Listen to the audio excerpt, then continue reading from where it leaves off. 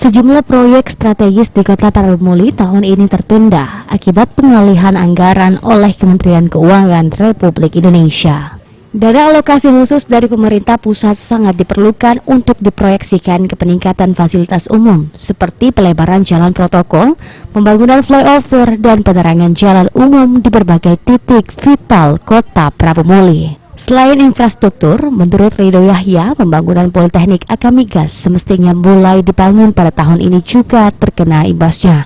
Pemerintah pusat sudah menganggarkan sebesar 202 miliar. Namun proyek tersebut tertunda akibat pandemi COVID-19 yang melanda seluruh wilayah Indonesia. Wali Kota Paramuli berharap tahun depan pembangunan proyek strategis seperti jalan raya, flyover, dan pendirian Politeknik Akamigas bisa dilanjutkan. Akamigas semestinya pada tahun ini kan sudah berdiri. Kemarin anggaran sudah disiapkan oleh pusat itu 202 miliar untuk pembangunan Akamigas di Kota Paramuli. Tapi dengan corona ini ya dananya digunakan oleh pusat untuk corona. Mungkin kita berharap tahun depan ya kementerian tetap menganggarkannya. Yang kedua, tahun kemarin kita sudah mengirimkan dari kurang 20 mahasiswa. Ini juga kita berusaha untuk mengirimkan juga mahasiswa ke sana. Tapi peminatnya banyak.